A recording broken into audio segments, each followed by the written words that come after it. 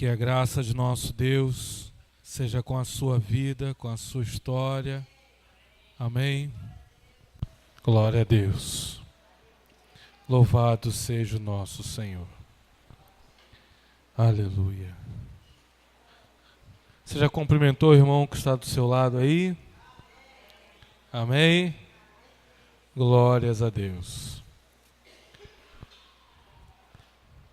Aleluia. Glórias ao nosso Senhor.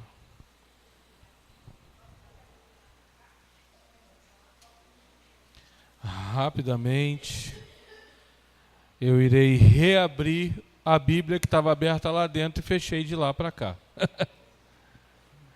Glórias a Deus. Ao Senhor seja a honra, a glória, o louvor. Amém? Pega a tua Bíblia, abra no livro de Romanos,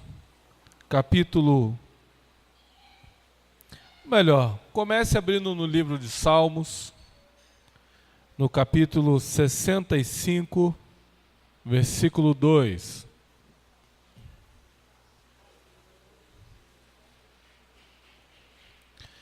Quero lembrar os diáconos que tem criança correndo e gritando dentro da igreja e que não deve ser assim. Amém? Glória a Deus.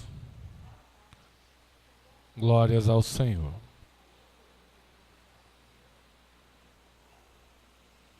Salmos 65, versículo 2. Falaremos nessa noite sobre oração. Vamos falar sobre o quê?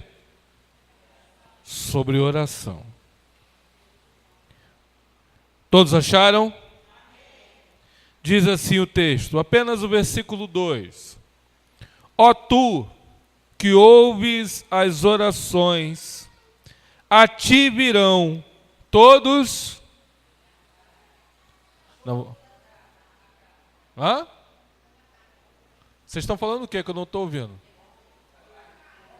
Salmo 65, versículo 2.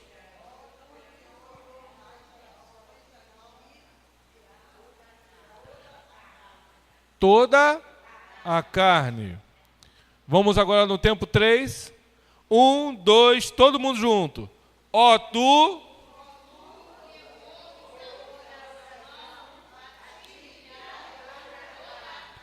toda a carne.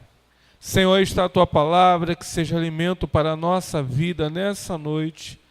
Ó Deus, tirando todo o embaraço, tirando, Senhor, toda a dúvida e fortalecendo os nossos corações para a glória do teu nome, em nome de Jesus.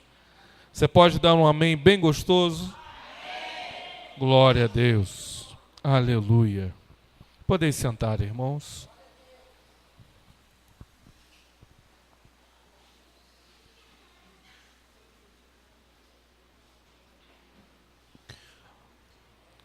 Quantos de vocês já esteve em alguma situação de sua vida em que você já procurou todo tipo de conselho, todo tipo de palavra, todo tipo de ensinamento, mas nada disso pôde te ajudar, nada disso pôde te tirar da dúvida, nada disso pôde melhorar a tua causa. E aí, de repente, você se lembra de Deus. Para muitos, Deus é o último a ser ouvido. Resolveria muita coisa na nossa vida se Ele fosse o primeiro. Mas temos um pequeno problema, como seres humanos, que vem de muito tempo. Muitos confiam em carros, outros em cavalo, mas nós faremos menção do nome do Senhor. Muitos confiam na sua própria sabedoria. Muitos, apesar de não terem sabedoria, confiam na sua inteligência. Muitos confiam na sua capacidade de estabelecer projetos. Aí de novo volta a palavra dizendo que o homem pode fazer planos, mas a sua resposta certa sempre vem de Deus, e só de Deus. E aí nós começamos a observar que nós incorremos historicamente, como os irmãos que nos antecederam na história, nós incorremos no mesmo erro de deixar Deus para a última instância. Se você vai entrar em uma causa e você estabelece uma causa na justiça, você primeiro precisa ter, é melhor que tenha um advogado. Você pode até entrar em algumas causas sem advogado, outras não. Mas digamos que seja uma causa que você não possa abrir mão de um advogado, então você vai procura um bom advogado, ou pelo menos aquele que você pode pagar. E aí você entra numa causa, digamos que a sua causa você perca na primeira instância. Você tem o direito de recorrer. Então você vai à segunda instância. Será ouvido por outros juízes. Digamos que também naquela instância você perca. Então você tem o direito de ir ao sumo tribunal, ao principal tribunal do seu país. E aí você vai ser ouvido por pessoas que têm o mesmo peso e poder do presidente da República. É o que cada ministro do STJ representa. Cada um daqueles ministros tem o poder de um presidente. E isso é muito sério. Muitas pessoas só podem chegar até o STF quando estão na última instância, não tem mais a quem recorrer, então vou recorrer ao sumo tribunal, ao tribunal maior. Na vida espiritual de um crente, é diferente. Quando vinha para cá, vinha ouvindo no rádio do carro, vinha ouvindo a Voz do Brasil. E entre muitas notícias ouvi que algumas obrigatoriedades que nós temos quanto cidadãos estão sendo derrubadas. E hoje você tem mais direitos para um lado, menos direitos para outro. E isso é porque o mundo é assim, lidamos com seres humanos e dependemos da política, dependemos de acordos para podermos viver em sociedade. Mas há um ser, e muitos acabam não entendendo isso e se confundem Deus com uma instância humana qualquer de autoridade. Com Deus não há política, com Deus não há um famoso toma lá da cá, apesar de muitos crerem dessa forma. Quando, por exemplo, querem comprar suas bênçãos fazendo a campanha A, B, C ou D. Quando você resolve que vai comprar a sua bênção fazendo 21 dias de jejum de Daniel, por exemplo. Eu vou comprar uma bênção, eu vou convencer Deus que Ele tem que me abençoar, porque afinal de contas eu vou ficar 21 dias com fome. Depois do 21 dias, ai de Deus, se Ele não me atender, eu vou parar de ser crente. E eu vou causar um tormento terrível lá no céu, porque eu deixei de ser crente.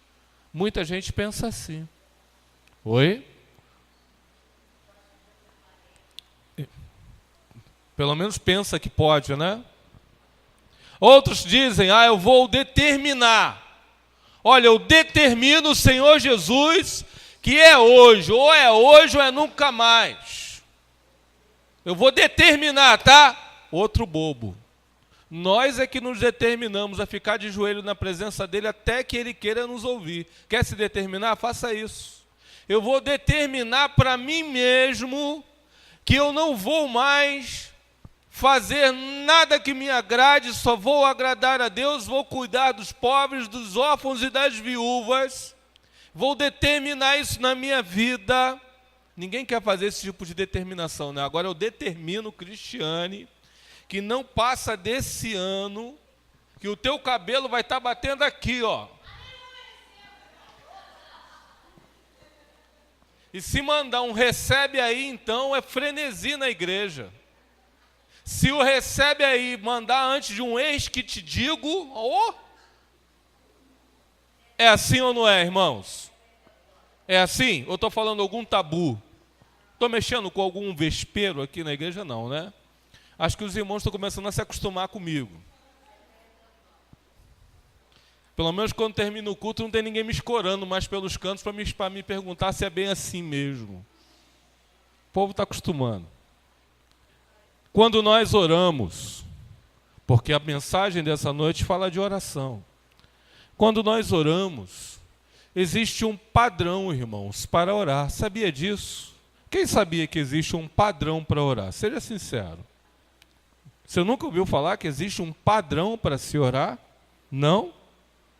Vamos tentar? Vamos tentar me ajudar na mensagem? Vamos lá?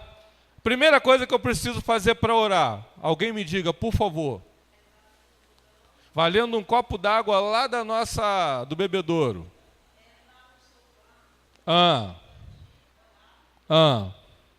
Tá bom, tá caminhando.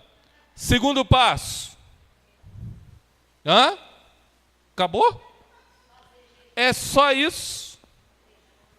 Então se eu fizer jejum, eu estou bem na minha oração. Vamos, gente, vamos participar. Fica com medo, não. Vamos lá. Oi? Se eu fizer jejum, Deus recebe a minha oração. Então vamos lá. Estamos construindo um pensamento. Eu estou começando a ficar à vontade. Vou ir para perto de vocês. Se o microfone fosse sem fio, eu ia botar o microfone na sua boca hoje, mas não está. Vamos lá. Já sei que eu tenho que entrar no meu quarto e que eu tenho que fazer jejum. Então vamos lá. Outra coisa que eu preciso, Lília, para a minha oração ser ouvida. Ter um motivo na minha oração, tem que ter um propósito. Tá. O que mais? Fé. Podia ter começado pela fé. Podia. Precisava começar pela fé.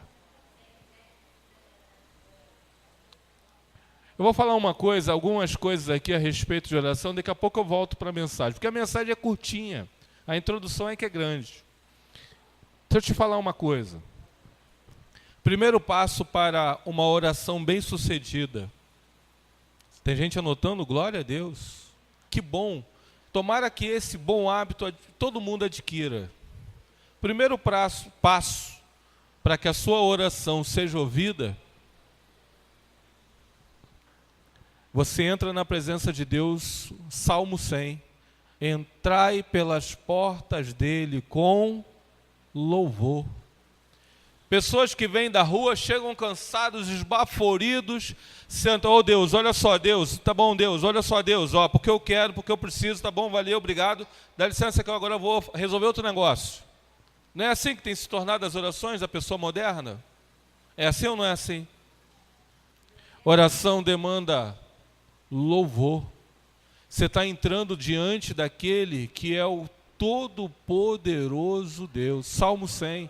Apresentai-vos diante dele com louvor. E em seus átrios com... Você que já leu o Salmo 100. E nos seus átrios com hinos. O que é o átrio da igreja? É o quintal da igreja. Você chegou no quintal, já está cantando louvor ao Senhor. Você não precisa que a Cristiane fique aí, vamos embora, gente, vamos lá. E aí, deixa Deus te tocar, vamos nessa, vamos lá, vamos Lília, bota uma nota aí para poder ver se o povo sente Deus. Não, você já chega na porta louvando a Deus. Teu culto, na verdade, começa quando você sai de casa. E aí você chega na presença de Deus com louvor. Segundo passo para que a tua oração seja bem recebida, você tem que reconhecer pecado. Reconhecer pecado. Reconhecer pecado. Reconhecer contradições. Reconhecer negligência. Reconhecer que você, na verdade, teve um dia maravilhoso e que só está orando naquele momento porque alguém na igreja falou, olha, agora é hora de orar, vamos orar. Então eu vou orar porque está na hora de orar. Não, eu vou parar agora e vou olhar para a minha vida e vou observar. Eu tenho sido negligente com Deus? Às vezes tenho. E quem não tem sido negligente em alguma coisa nesse tempo, irmãos? Seja sincero, eu tenho sido. Eu tenho andado num corre-corre tão grande para ser o melhor pastor que eu posso, e às vezes você acredita que chega de noite, eu não orei, eu já fiz de tudo hoje. Esqueci de falar com aquele que eu deveria ter orado antes de sair de casa, porque eu pretendia servi-lo. Olha que loucura. Olha, usa-se muito dizer que o Espírito Santo incomoda. Acabou virando uma maneira de falar, mas eu não sou muito fã dessa palavra, não. Eu acho que o Espírito Santo inspira. Porque quem incomoda é o diabo. Ele incomoda pra caramba. Mas o Espírito, ele inspira, ele desperta. Sabe aquele desejo que você tem às vezes de sair, ficar quieto num canto e falar com Deus? É o Espírito que te inspira a esse momento. Então o segundo passo para que a minha oração seja produtiva é confessar pecados. Terceiro passo, para que a minha oração seja produtiva. Já entrei com louvor, gastei um tempo, bom tempo, de verdade, adorando a Ele, reconhecendo quem Ele é, dizendo para Ele que é maravilhoso servi-lo. Depois, Senhor, eu quero te apresentar os meus pecados. Terceiro lugar, agora eu vou suplicar. A súplica é uma oração sentida. Ela não é tão metódica, de palavras escolhidas. Eu tenho para mim que uma das melhores orações que você pode fazer na sua vida, na maior parte da tua história de caminhada com Deus, foi aquela oração que você não sabia o que dizer, você não tinha nem palavras para dizer, você fazia tudo com choro, porque você não se continha. Deus, eu não tenho muita coisa para te dizer, eu quero te dizer que eu te amo. Muito obrigado. Obrigado pela libertação, obrigado pela salvação, obrigado pelo pão na minha casa. Obrigado pelo pão. Eclesiastes diz que a alma farta pisa o favo de mel. Mas para quem tem fome, todo amargo é doce. Quem nunca sentiu fome, irmãos? Talvez você tenha se criado numa casa muito abençoada e muito abastecida. Mas, muito provavelmente, não foi a história de todos nós. Alguns de nós, talvez a maioria, tenham passado por muitas aflições na vida. Muitas. Muitas. E aí hoje você olha para a sua despensa e você vê lá, você vê contrafilé, você vê alcatra, você vê lá picanha, você vê 3 tipos de peixe, você vê lá ovo, você vê lá hambúrguer, você vê lá, na despensa tem sardinha em lata, tem o que comer, estou falando só de carne. E aí às vezes a tua memória vai lá atrás e você fala assim, nem sempre foi assim. Então, você adorou a Deus. E olha só, adorar é muito mais do que louvar. A adoração nasce num coração grato. Louvar é elogiar. Ó, Cristiane é uma menina que canta bem, é boa amiga, é bem educada. Elogiar. Se não houver cinismo, se não houver hipocrisia, é sempre prazeroso e muito bom elogiar. Elogiar Deus. Deus é grande, amém? Deus é grande. Deus brilha mais do que o sol, amém?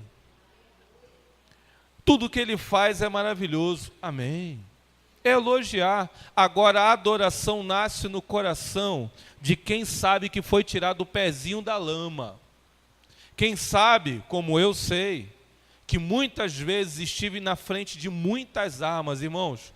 Se tivesse passando ou polícia ou bandido, podia estar passando lá na Praça São Jorge, né? Se eles estivessem passando lá, o meu perfume ia lá. Eles pegavam uma rua e vinham me... Encosta aí, garoto. Eu já perdi conta, só não apontaram para mim canhão de guerra, porque o resto, de 32 para cima, já tive na mira de todos eles. E quantas vezes eu cheguei em casa porque Deus me levou com mão forte até dentro da minha casa. Porque senão eu tinha ficado em alguma esquina na minha juventude. Aí eu olho para tudo isso e lembro. E é impossível não vir uma adoração lá de dentro. A adoração nasce da tua gratidão. Seja grato. Comece a se lembrar de onde Deus te tirou, de quantos livramentos, da vida triste que você tinha lá atrás e o que você tem hoje. Amém, irmãos? Então, o terceiro passo da sua oração passa pela súplica. Suplicar. O suplicante geralmente é ouvido por Deus. O suplicante geralmente tem uma história mudada. Eu lembro que há aproximadamente 11 anos atrás, numa agonia muito terrível que eu estava passando, uma agonia muito profunda, muita afronta. Foi uma época que eu fali financeiramente. Foi uma época muito, muito, muito difícil, em todos os lados. E aí eu falei, Senhor, eu não aguento mais. Peguei uma Bíblia, a Bíblia que está em cima desse altar agora, botei no chão, enfiei a cara nela, dobrei o joelho e falei, Senhor, vamos bater um papo sério agora. E como essa Bíblia ficou molhada de choro, eu falei, Senhor, muda a minha história. Eu preciso disso. E preciso que o Senhor seja Deus forte na minha vida, porque senão eu vou desviar, porque está brabo para o meu lado. Sinceridade, irmãos. Sabe o que acontece hoje, 11 anos depois? Cada item daquela oração, Deus já atendeu muitas vezes. Muitas vezes. Um dos pedidos que eu fiz foi a Viviane. A Viviane, ela é a pessoa que eu pintei em todas as cores naquela oração. Um casamento abençoado. Sabe por que às vezes você não recebe do Senhor? Porque você floreia demais. Você dificulta demais as coisas.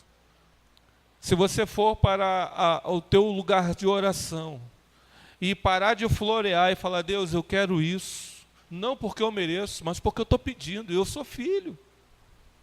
O servo tem que se contentar com pão, água e casa, mas eu sou muito mais do que servo, eu sou filho, e me achego como filho.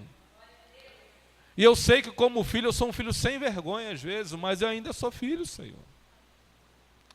Talvez eu não seja aquele filho bacana que ficou na tua casa trabalhando para o Senhor. Eu sou aquele sem vergonha que desviou, pródigo, foi lá fora, gastei minha herança, estou voltando, só quero trabalhar. E o Senhor fala assim, não, tu não vai ser trabalhador, tu ainda é filho. Precisamos ter sinceridade para falar com Deus. Precisamos ser objetivos para falar com Deus. Ele não tem nenhum desejo de dificultar a nossa chegada diante dele. Porque tudo que dificultava, ele rasgou no meio, ele rasgou o véu. Agora está muito mais fácil. Você pode ir e ter intimidade com ele. Em quarto lugar, para você ter uma oração produtiva. Você já louvou, já reconheceu pecados, você já suplicou. Amém? Agora você vai pedir ao Senhor que te instrua, que te ensine a ser melhor dali por diante. Porque no relacionamento com Deus, Ele deseja produzir em nós sempre crescimento. Cristãos estáticos, parados, engessados, de mente fechada, não têm a mínima noção de quem é Deus. Deus se revela aos simples, aos humildes, aos de mente aberta. Deus, ele fala muito mais com o suplicante que não sabe ler e escrever do que com os sábios filósofos e mestrados do mundo. Porque os sábios mestrados e filósofos, eu tive a oportunidade de conhecer alguns, são de nariz em pé, até para falar com Deus. São tão bestas que até para falar com Deus eles querem ter o nariz em pé. Enquanto que pessoas simples fazem como aquele samaritano que enfia a cara no chão e fala, Deus, eu não sou ninguém, eu não posso nada, eu não deveria nem estar aqui, mas se eu estou aqui, me receba como um menininho, porque eu preciso que o Senhor me ouça, porque afinal de contas eu sou um filhinho, sou um menorzinho, mas sou filho.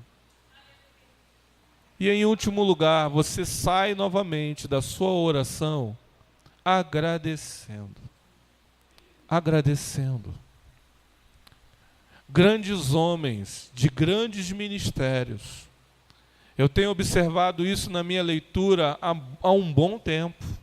Que os grandes ministérios que mudaram a história do mundo, no que se refere à fé cristã, os grandes homens que mudaram a história do cristianismo, foram homens que pediram agora e nesse exato momento começaram a agradecer, porque se Deus falou que vai fazer, já é tão bom quanto ver a promessa cumprida.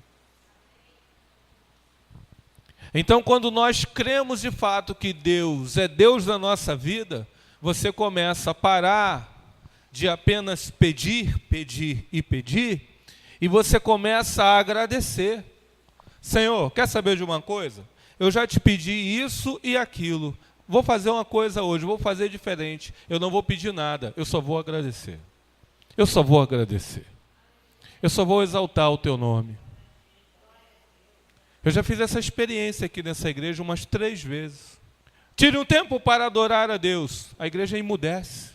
A nossa geração não sabe adorar, irmãos. Quantos de vocês eu já parei naquele gabinete para conversar e me contaram histórias de vida, de livramento, de milagres, de experiência com Deus, tremendas.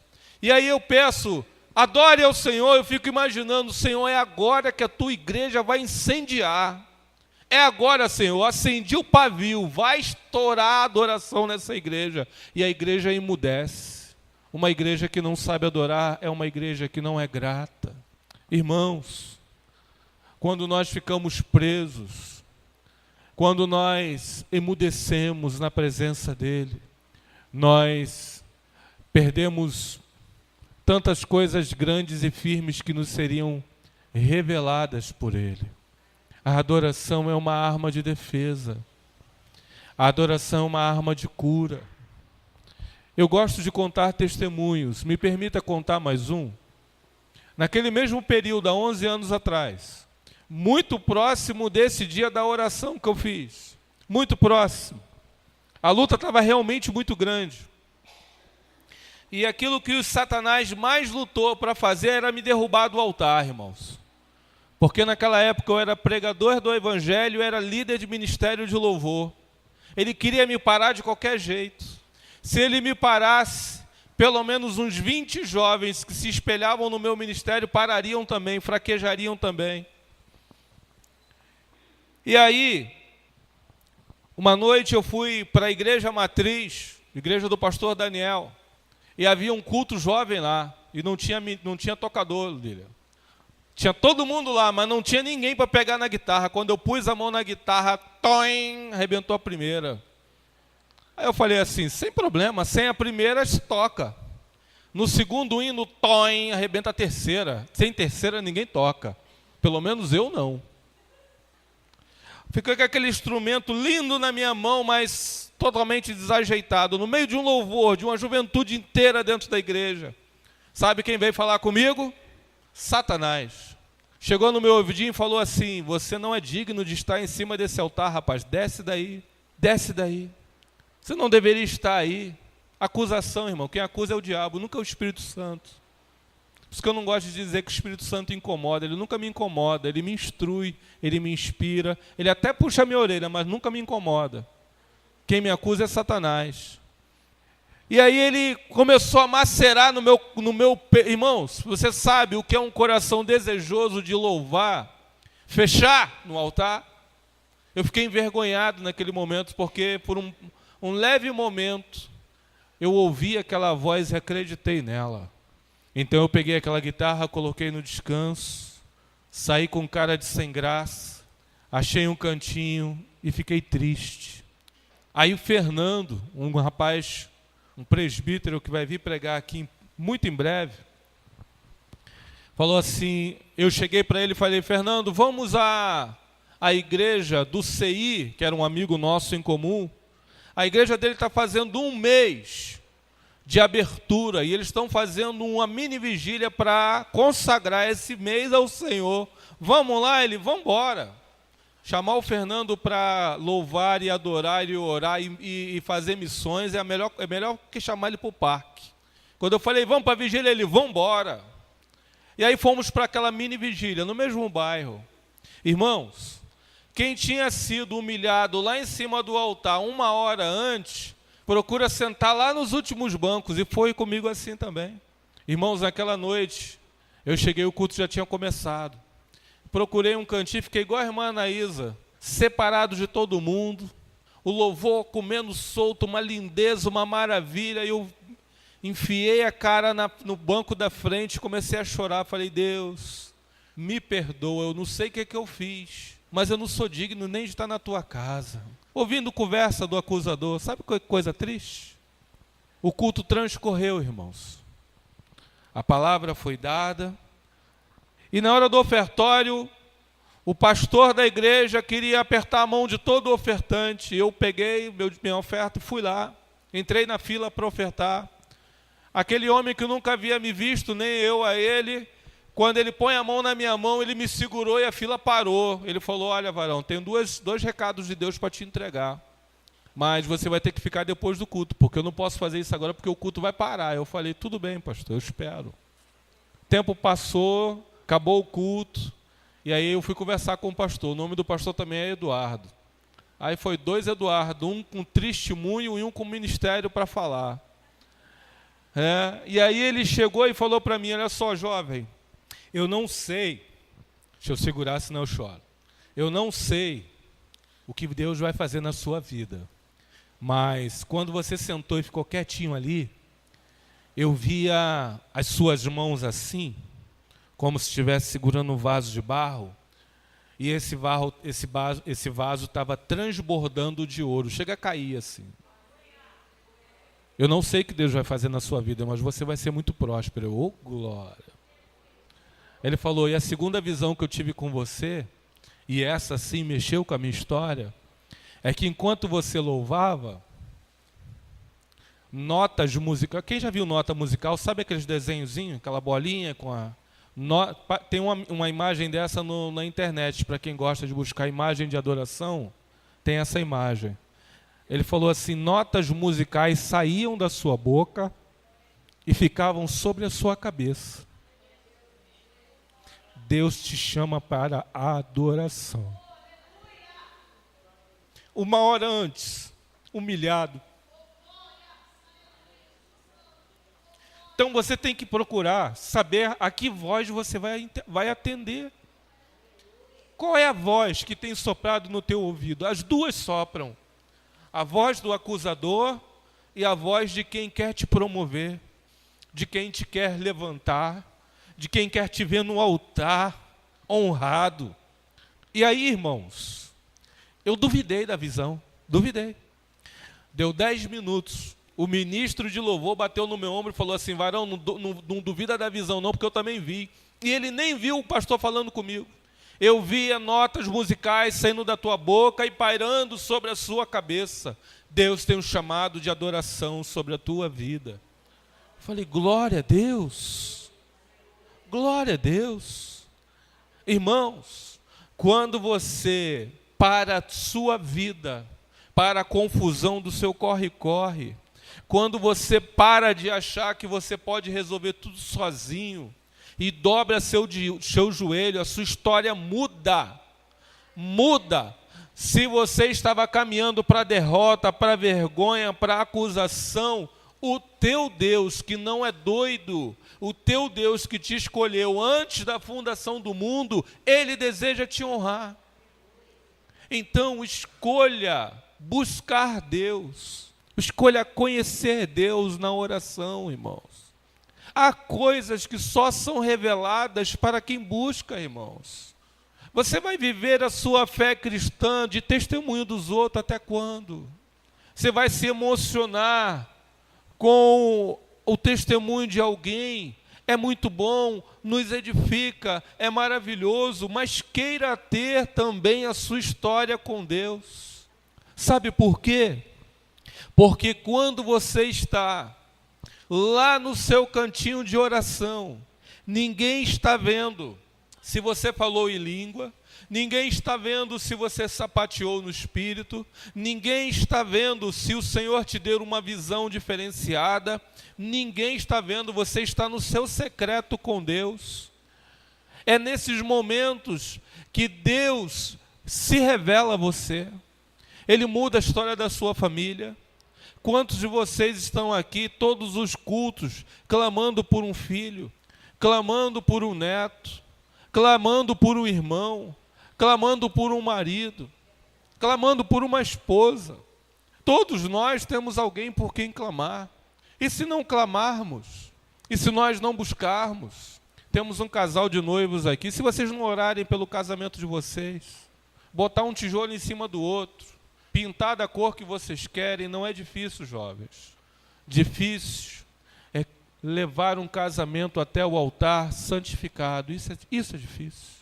Porque quando nós nos ajoelhamos diante de um sacerdote, fazemos isso muito mais do que para ficar bonito num álbum de fotografias. Há uma responsabilidade espiritual ali. Nós fazemos uma aliança com Deus e um sacerdote coloca a mão na aliança e diz que seja para sempre. Agora não pensem, e os mais vividos aqui vão poder atestar isso, não pensem que a vida a dois é fácil, não é. E não é porque há divergência de pensamentos ou temperamentos. A vida a dois, principalmente do cristão, passa todo dia por um ataque do inferno. Todo dia no ônibus tem um cheiroso ou uma cheirosa. É ou não é? É, irmãos.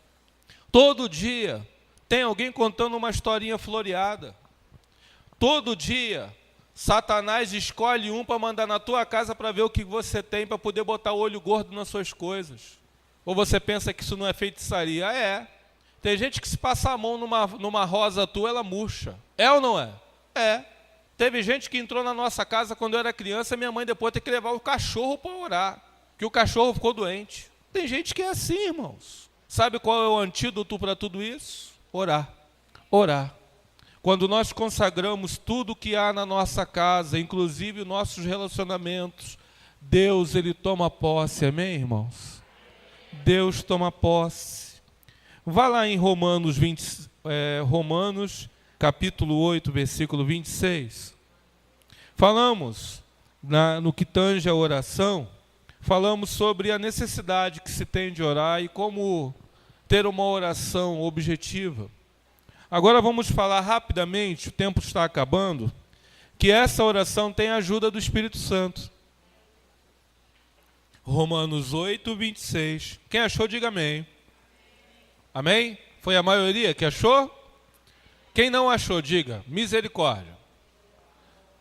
Romanos, capítulo 8, versículo 26. Diz assim: da mesma maneira, também o Espírito ajuda as nossas fraquezas. Não sabemos o que havemos de pedir, como convém, mas o mesmo Espírito intercede por nós com gemidos inexprimíveis. Vou até fazer uma brincadeirinha aqui. Os irmãos, quando vão cantar inexprimíveis, tá errado, tá, ô Cris? Não é inexprimíveis. Você tem o valor, o Espírito Santo se move, tem inexprimível. Os irmãos cantam inexprimíveis. Inexprimir seria uma coisa que não se pode espremer. É inexprimíveis, de expressar, que não se pode expressar. Então, inexprimíveis. Olha o texto. Da mesma maneira, também o Espírito ajuda as nossas fraquezas. Não sabemos o que havemos de pedir, como convém, mas o mesmo Espírito intercede por nós com gemidos inexprimíveis. Então a tua oração, ela é efetiva porque ela tem a ajuda do Espírito Santo. O Espírito Santo é que faz a ponte entre a tua oração e o ouvido de Deus. Tem mais, pastor? Tem, versículo 27, próximo versículo. E aquele que examina os corações sabe qual é a intenção do Espírito, porque segundo a vontade de Deus é que intercede pelos santos. Intercede por quem? Por você. Aquele que sonda os corações entende o que o Espírito quer dizer. Quem é que sonda o coração? Deus. Salmo 139, Deus, tu me sondas e me conheces. Então, quando você resolver orar, ore, lembrando-se que o Espírito Santo ora junto. O Espírito Santo melhora as tuas palavras. O Espírito Santo santifica a tua oração. Amém, irmãos? Então, orando sempre. Toda vez que você encontrar uma palavra que esteja assim, ó, orando, jejuando, falando, o que essas palavras têm em comum? O ando, né? O finalzinho NDO, isso se chama gerúndio. Isso quer dizer que toda palavra que tiver, por exemplo, orando, quer dizer que não tem fim. Sempre orando, ou seja, sempre continue até Deus voltar, você está orando, jejuando. Pastor, qual é então a função do jejum? Jejum, irmãos, ele não é moeda de troca. Jejum não me deixa mais bacana diante de Deus. Jejum, ele é mal entendido. O jejum, ele foi deixado para que nós venhamos a adquirir disciplina. Se eu consigo me abster do alimento, e não importa se eu vou ficar tonto, se o estômago vai dar um vazio, se vai dar tremedeira, se eu vou ficar com sono, se eu consigo dominar o meu corpo e submetê-lo a Deus, logo eu vou aprender uma coisa chamada disciplina. Aí sim, fica mais fácil quando a cheirosa no ônibus se esfregar, quando aquele cara bonitão que tem um olho, ele é tão lindo que tem um olho azul e o outro verde.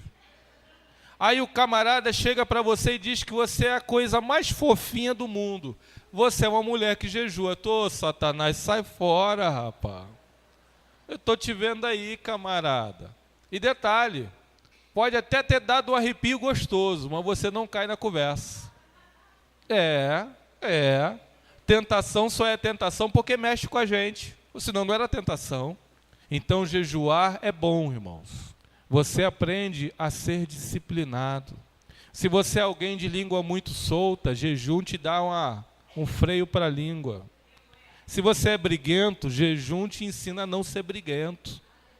Se você não, olha só, como é que o jejum é bom. Agora sim, se eu jejuo e eu adquiri pelo ato do jejum a disciplina, se eu sou disciplinado, eu vou achar tempo até para orar. Viu como é bom? Não é que o jejum seja miraculoso ou que seja uma moeda de troca. Lá em Isaías, se eu não me engano, no capítulo 58, não tente achar porque eu não estou com certeza do texto, mas diz, olha Deus falando para o povo. Esse povo jejua todo dia, ficam com fome, fazem aquelas orações maravilhosas no templo, mas manda, aí Deus falando para Isaías dizer para o povo, fala para eles que o jejum que eu quero é esse aqui, ó, que eles comecem a não ter mais escravos, porque eles tinham escravos, que eles parem de oprimir o povo, que eles comecem a amparar os órfãos e as viúvas. Se eles fizerem isso, pode parar de jejuar, porque o que eu quero é isso. É muito melhor você pegar uma bolsa de compras, ou pegar de repente uma coisinha que sobrou no teu armário, colocar numa bolsa, bater na porta de alguém que você sabe que precisa e falar só, eu vim te trazer isso aqui, não é muito, mas eu gostaria de cooperar. Isso é muito mais poderoso diante de Deus do que o tal do jejum do Daniel, que ficou 21 dias com fome. E ele ficou com fome porque Deus tinha um propósito na vida dele. Daniel foi Daniel. Se Deus não mandar eu jejuar 21 dias, eu não vou jejuar, eu vou comer meu pão, vou almoçar e vou jantar. Ah, desculpa, ainda vou lanchar à tarde. Daniel jejuou porque tinha um propósito. E o propósito de Daniel não necessariamente é meu, afinal de contas eu não estou na Babilônia nem nada. Então, irmãos, cada um de nós tem que ter um peso, tem que ter uma sensatez na vida cristã. Jejuar é bom? É necessário? Eu devo fazer isso? Claro que sim, mas pelos motivos certos. Nunca jejuar 40 dias ou 400 dias vai te deixar com a moeda de troca poderosa para ir cobrar o que quer que seja de Deus. E aí tem uma outra coisa que eu quero fechar isso daí para não virar uma mensagem sobre jejum. Eu não posso jejuar por você. Jejum é pessoal. Sabia? Eu posso até orar pela tua vida. Posso. A Bíblia diz que eu posso. Mas jejum é pessoal. Se jejum é uma disciplina, logo eu tenho que jejuar por mim. E te inspirar a jejuar por você.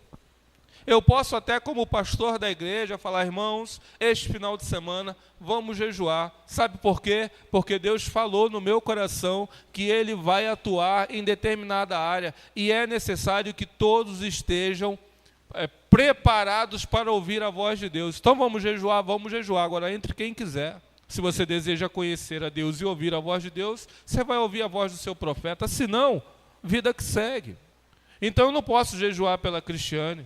Eu posso orar. O que a Bíblia diz é que eu tenho que levantar as minhas mãos e por imposição de mãos haverá milagre. Isso é o que está na Bíblia.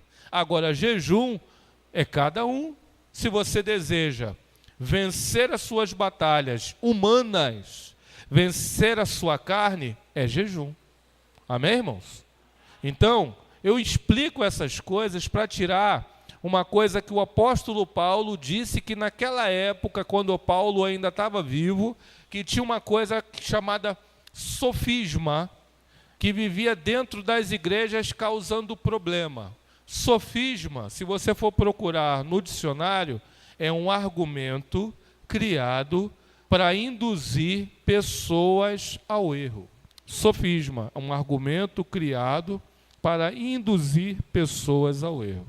E Paulo diz que nós precisamos tirar os sofismas, os ensinamentos errados, os ensinamentos que não estão na palavra, precisam sair de dentro da igreja. E quarta-feira é um dia ótimo para falar dessas coisas. Eu gosto tanto da quarta-feira que para mim é uma segunda escola bíblica, porque é um momento que a gente tem liberdade para falar abertamente. Então, orar é mais do que necessário. É vital para você ter uma vida de fé produtiva. Se você quer ter uma vida de fé produtiva, se você quer ver vitórias em Deus, se você quer o antídoto para o veneno de Satanás no teu ouvido, é oração, irmãos. Aquela oração sentida, suplicante, não é fórmula de bolo, cada um tem a sua oração, cada um tem uma maneira de falar, desde que seja sincero. É uma bobagem tentar inventar palavras para dizer para Deus algo que Ele já sabe que está no coração. Seja sincero. Eu quero fechar essa palavra dizendo uma coisa. Pode ser que seja doloroso nos primeiros dias, mas crie uma dinâmica de oração diária. Se você não pode orar no melhor horário que seria para você, mas defina um horário santificado para orar e falar com Deus. Que seja no início da manhã, que seja na hora do almoço, que seja na tarde, que seja na hora de dormir, que seja o horário que for, mas coloque oração na sua vida. Coloque oração. Deus vai se revelar a você. Amém? Amém?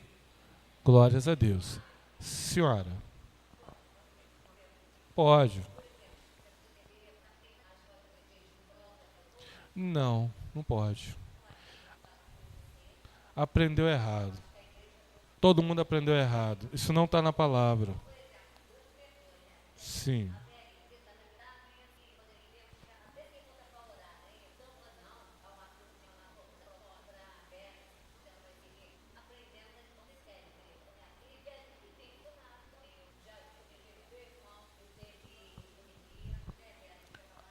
Olha só. Houve oração no meio? Houve oração ali no meio? Oração? Não, mas fez oração também? Fez oração? A senhora fez oração? Foi a oração que funcionou, não foi o seu jejum. Não, foi a oração. A senhora não encontra na Bíblia. Aprendeu errado, irmã Vilma. É jejum, é pessoal. é santificação. A Bíblia manda você fazer a oração da fé. E a oração da fé curará o doente. Alguém já leu isso? Amém? Quem já leu isso? Só para confirmar. Amém? Você nunca achou e não vai achar na Bíblia que o jejum da fé salvou o doente. Nunca vai achar. Tudo bem. Há sinceridade? Amém. Até aquele que vai orar pela vida do outro precisa se dominar, precisa ser santo, precisa dominar os pensamentos, precisa ter oração. Agora, não foi o seu jejum que curou, foi a palavra e a ordenança. Colocai as mãos sobre os doentes. Amém? Então, é só para colocar as coisas no seu devido lugar, irmãos. E outra coisa, eu estou tentando terminar.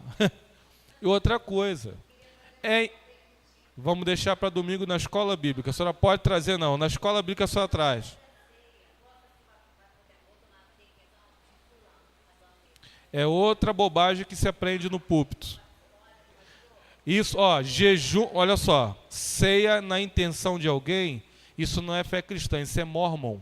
Isso vem da igreja de Mormon, que se batiza e toma ceia por pessoas que não estão presentes. São coisas, é o tal do sofisma. Fez errado. Amém. Oi. Mas já virou. Já virou. Amém. Vamos lá. Só tem que falar alto, porque daqui eu ouço pouco.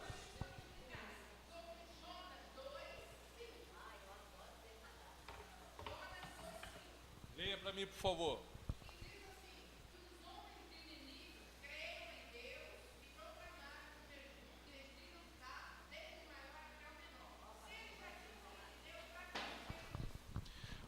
A senhora conhece a história de Nínive?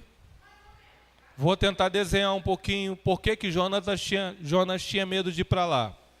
Nínive era uma cidade que fazia pirâmide da cabeça dos inimigos. Eles ganhavam uma guerra, decapitavam a cabeça de todos os inimigos, botavam no navio, traziam de volta para a cidade, aquele monte de cabeça com carne, com cabelo, com olho, com língua, com sangue, e botava no meio da cidade. Aquilo apodrecia e virava carniça no meio da cidade. Mas o orgulho deles era ter muitas pirâmides de cabeça dos inimigos. Agora, entenda uma coisa. Conversão é algo diário.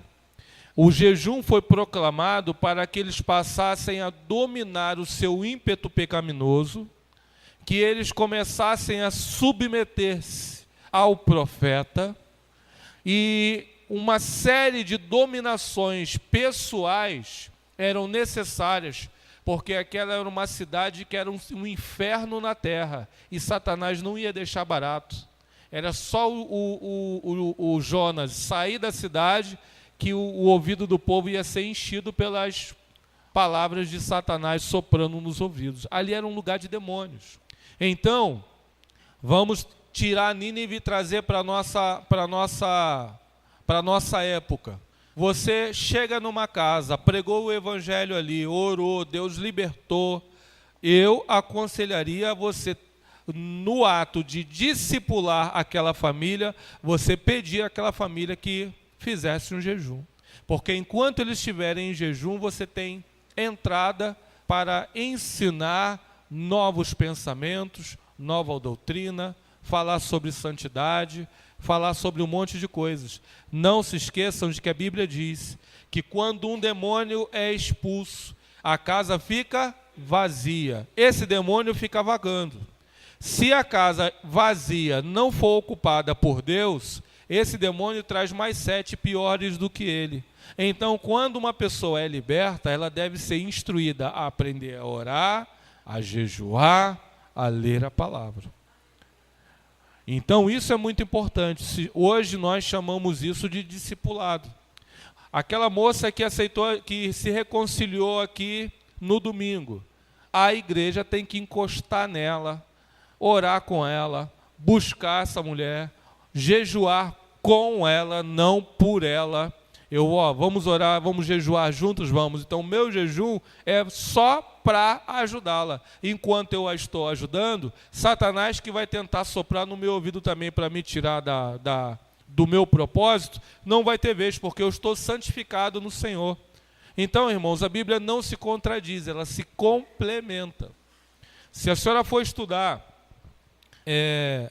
a história da igreja, da cidade de Nínive, se a senhora quiser estudar, essa Bíblia aqui tem a história dela quase toda. Eu empresto para a senhora estudar, a senhora vai entender muita coisa.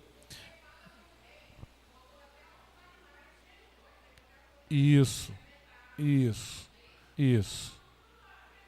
Então, o jejum pode ser proclamado. Pode. Agora, eu, como pastor, tenho que ensinar qual é o verdadeiro motivo. Porque senão, irmãos, eu bato muito nessa tecla aqui na igreja, porque quando eu cheguei aqui, o que eu encontrei foi isso. Gente que não quer saber de Deus, que não se santifica, que não ora, que não está nem aí para o Senhor, mas quer botar uma oferta pomposa no altar e acha que isso é ser crente. Acha que ajudar na construção do templo está ficando maravilhosamente bem lá no céu. Não está. Deus quer que nós sejamos sinceros, tenhamos intimidade com Ele, porque só os santos verão a Deus. Eu não posso chegar aqui e ficar com cobiça, querendo pintar a igreja, fazer algumas coisas, trocar o meu carro e ficar macerando você para dar envelope disso, daquilo outro, e depois ter que prestar contas a Deus lá no grande dia. Eu tenho medo disso. Então, eu tenho que ensinar a doutrina correta, ainda que a igreja numa quarta-feira esteja com menos da metade dos irmãos, que ninguém, não é todo mundo que quer ouvir isso não. Se eu pegar e mandar você trazer, você não, vou tirar você porque você está aqui porque gosta. Mas há um tempo atrás, teve um camarada aqui mandando trazer garrafinha d'água e a igreja estava enchendo. Foi ou não foi? Quem trouxe? Foi Jesus ou foi a garrafinha d'água? Hã? Então pronto. Por que esse povo não quer saber de ouvir palavra? Eu vou falar para vocês.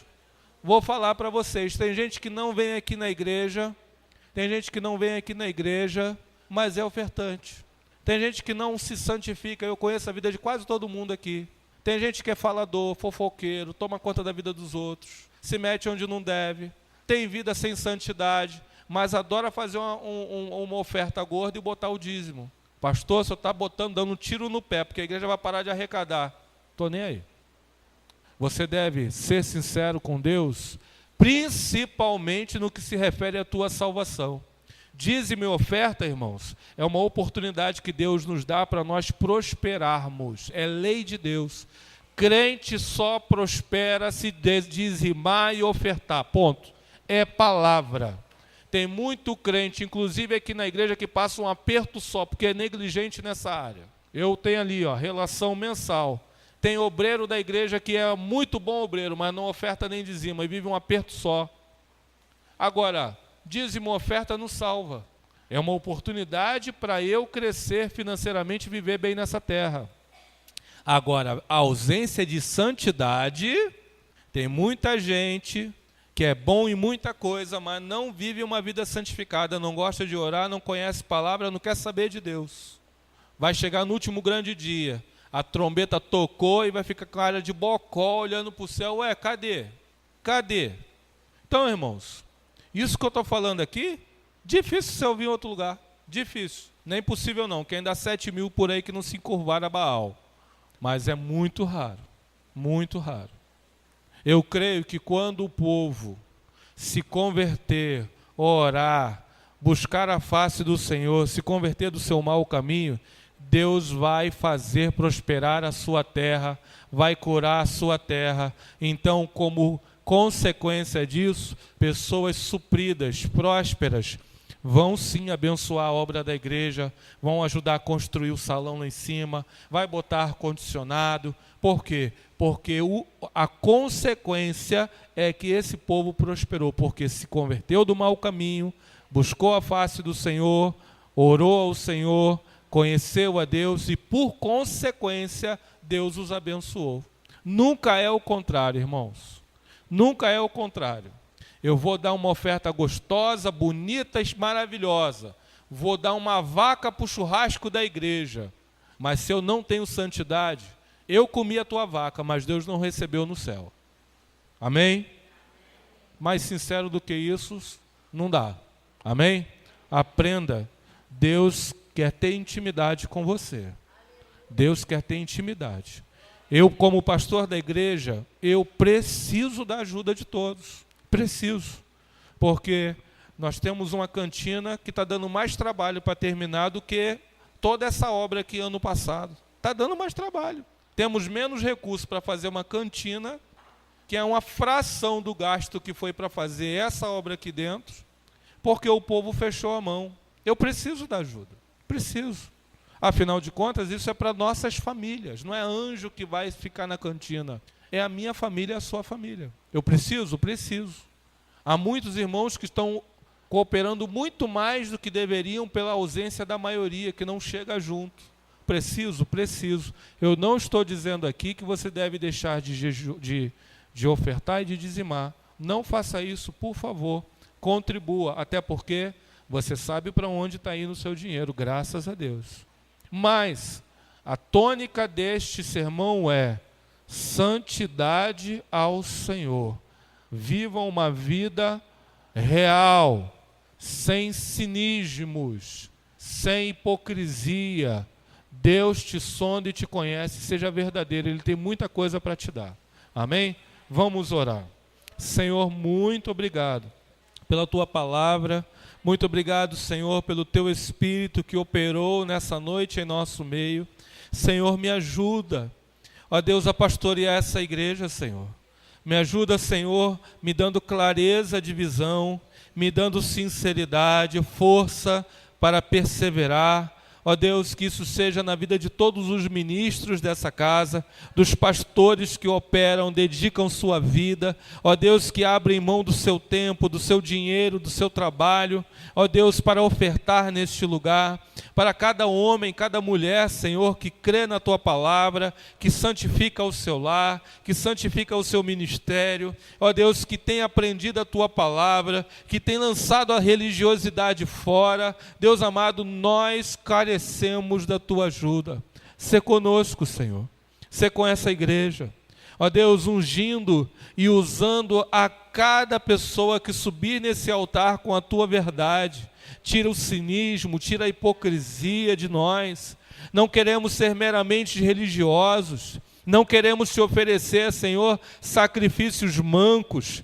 Queremos, ó Deus, oferecer a nossa vida santa, santificada na Tua presença. Lábios que professem um perfeito louvor. Ó Deus, lábios que Te adoram. Pessoas que aprendem, ó Deus, a Te amar, amando o seu irmão. Deus amado, faça da igreja da posse uma igreja de pessoas sinceras em Tua presença. Nos conduza por esse caminho, Senhor. Se tiver que nos quebrar como vasos, faça isso, mas nos refaça de novo. Ainda que nos doa, ainda que nos custe, Senhor, tempo, sonos, lágrimas, nos conduza, Senhor, porque não queremos caminhar a nossa vida inteira, abrindo mão de tantas coisas e depois no final estarmos errados. Queremos ser santos, queremos ser igreja, queremos estar diante da Tua face, queremos que a obra das nossas mãos sejam aceitas por Ti. Nos orienta, Espírito de Deus. É o nosso desejo, esse é o desejo mais íntimo do nosso coração. Nos fortaleça, nos ajuda. Senhor, eu Te peço uma bênção por cada vida que se encontra enferma nessa noite. Senhor, que o Teu milagre venha alcançá-los agora. Deus, toma em Tuas mãos o corpo físico, o corpo, Senhor, espiritual do Teu povo. Esses pedidos de oração que se encontram nessa mesa, Senhor, que haja milagre, libertação, cura. Deus amado, que o Senhor venha tirar do vício, que o Senhor traga de volta aquele que está, ó Deus, embaraçado com o mundo, aquele que ouviu a voz de Satanás. Senhor, traga Teus filhos de volta. Deus amado, que haja libertação. Ó Deus, se houver encarcerados nessa noite, ó Deus amado, que o Senhor venha libertar, venha salvar. Santifica os lares nessa noite, Senhor. Santifica, Deus, cada cômodo da casa, cada sonho, relacionamentos santificados, vidas produtivas, ministérios produtivos. Ó Deus amado, que seja uma igreja, essa igreja, seja uma igreja da família. É a minha oração, Senhor. no nome santo do meu Senhor Jesus. Revela-te a nós, ó Deus, revela-te a nós, em nome de Jesus. Você que crê e recebe essa oração, diga amém. Glória a Deus, aplauda o teu Senhor. Aleluia, glória a Deus, glória a Deus, glória a Deus. Aleluia, Senhor, aleluia. Estamos encerrando, irmãos. Vamos ofertar a casa de Deus, vamos consagrar ao Senhor os nossos dízimos, as nossas ofertas. Não se esqueça, ofertar e dizimar é a oportunidade de Deus, que Deus te dá para ungir a tua sementeira. Amém? Glória a Deus. Eu quero te fazer o seguinte comentário. Você que pode e que vai ofertar, e você que não pode e que não vai ofertar, ponha-te de pé, por favor. Eu tenho uma direção de Deus para você nesse momento. Você que vai e você que não vai ofertar nessa noite, pegue a chave da tua casa aí na tua mão, você que tem. Se você tiver a sua carteira, nós homens carregamos carteira, né? Mulher nem sempre. Mas se você, mulher, não tiver um documento, pegue na sua mão. E quando você vier ofertar, repito, mesmo você que não tenha oferta ou dízimo, você vem aqui na frente. Eu acabo de receber uma direção de Deus. Eu vou colocar a mão sobre a sua chave, sobre a sua carteira. E Deus vai abrir portas, amém? Sobre a sua casa é a proteção de Deus. E sobre a sua carteira ou o seu documento é a prosperidade de Deus, portas abertas. Faça isso, vem aqui na frente. Glória a Deus. Aleluia. Venha com certeza no seu coração, irmãos. Aleluia. Só faça uma fila e passe. Você não precisa ficar. Vem aqui, me dá. Bote assim para eu botar a mão. Deus abençoe, prospere e guarde em nome de Jesus. Amém. Que o Senhor abençoe, prospere e guarde em nome de Jesus. Que o Senhor abençoe, prospere e guarde em nome de Jesus. Que o Senhor abençoe, prospere e guarde em nome de Jesus.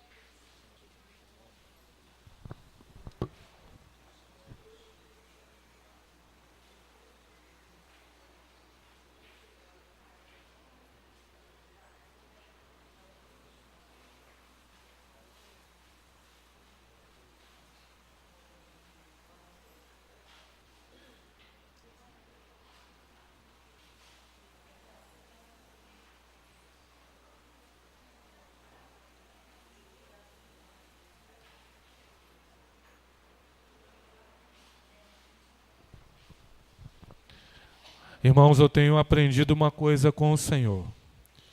31 de dezembro de 2013, eu estava sobre este altar e Deus me levou a profetizar sobre essa igreja. 2014, tudo o que eu profetizei aconteceu. Em 2014, 31 de dezembro, eu profetizei algumas coisas que eu profetizei, Deus está revelando. Então, todas as vezes que o Senhor coloca no meu coração algo sobre esse altar, eu obedeço. Eu não sei o que Ele vai fazer, Ele não me disse, mas Ele me mandou orar pela tua carteira e pelas chaves da tua casa. Deixa Deus trabalhar na sua vida. Amém? Senhor, graças te damos por mais uma noite, pela alegria de virmos à tua casa, Senhor. Obrigado por nos trazer aqui. Obrigado por fortalecer o nosso coração. Obrigado, Senhor, porque muitos ficaram aprisionados em suas casas, mas o Senhor nos trouxe até aqui. Te glorificamos, te exaltamos. Muito obrigado, Senhor.